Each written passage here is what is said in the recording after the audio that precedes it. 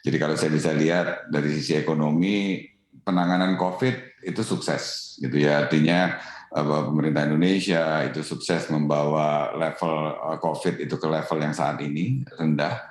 Kemudian juga impact dari penanganan yang baik itu juga ternyata aktivitas ekonomi juga membaik. Nah, di luar dari itu juga ternyata kondisi COVID di dunia pun juga memberikan istilahnya angka yang membaik juga. Nah, ini juga istilahnya memberikan sinyal positif untuk terutama investor pasar modal gitu. Nah, ini yang kelihatan kalau 1 bulan kemarin indeks naik 4,3%. Kalau kita telah lebih dalam, LQ45-nya naik lebih tinggi 6,5% gitu ya.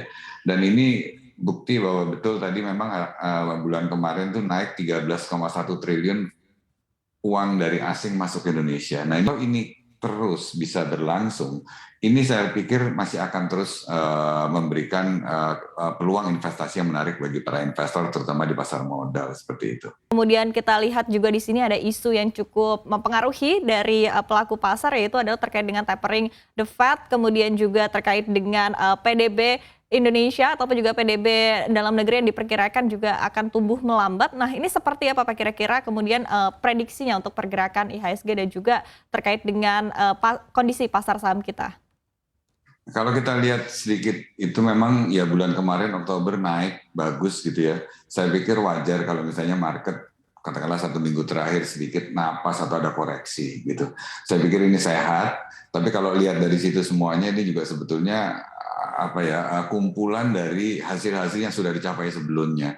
Dimana kalau kita sama-sama lihat Q3 result dari perusahaan-perusahaan, terutama perusahaan besar itu juga beberapa sektor itu ngasih hasil pertumbuhan yang baik gitu, terutama dari perbankan, beberapa consumer, itu juga saya pikir memberikan fondasi yang hasilnya antisipasi ke depan lebih baik. Iya, tadi sempat disebut sama Iva ada istilah isu tapering, tapi karena memang isu tapering ini sebetulnya nggak cuma sekarang gitu, kalau kita sama-sama flashback ke belakang, itu mungkin 6 bulan, 3 bulan yang lalu itu isu itu sudah ada, even di Indonesia, di sini saya pikir Menteri Keuangan, Gubernur Bank Sentral, itu sudah menyuarakan hal tersebut. Dan apa yang dilakukan, karena memang sudah disuarakan lebih awal, jadi kita sebagai pelaku juga sudah melakukan antisipasi. Dan kalau kita lihat ke depan, kayak hari ini mungkin ada Fed meeting di Amerika, di mana akan ada istilahnya pengurangan pembelian obligasi oleh pemerintah. Di Indonesia pun saya sudah lihat ini 2 bulan yang lalu juga pemerintah Indonesia juga sudah melakukan hal yang meroleh hampir sama.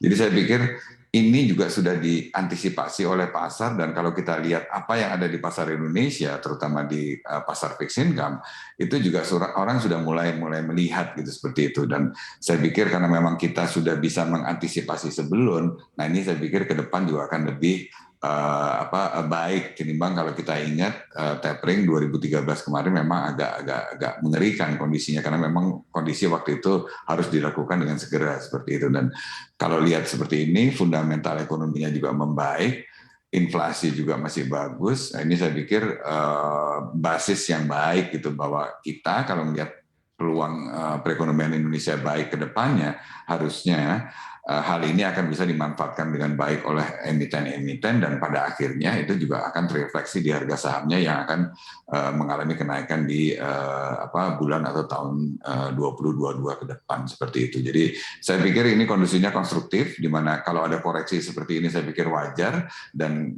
saya tadi setuju melihat bahwa lihat ini sebagai peluang investasi. Oke.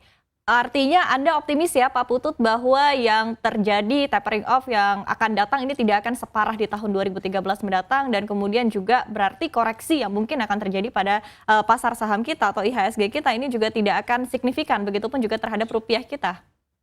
Betul, dan saya pikir itu hal yang wajar gitu, walaupun kita sebagai investor, saya sarankan juga para investor untuk selalu memonitor atau mengevaluasi kondisi seperti ini. Tapi kalau lihat dari sini, saya pikir kondisinya masih konstruktif, apalagi kalau kita ngelihat ke 2022 gitu ya, sepanjang nanti nggak ada katakanlah COVID ketiga gitu, saya pikir trajektori pertumbuhan ekonomi ke depan ini akan lebih bagus lagi seperti itu.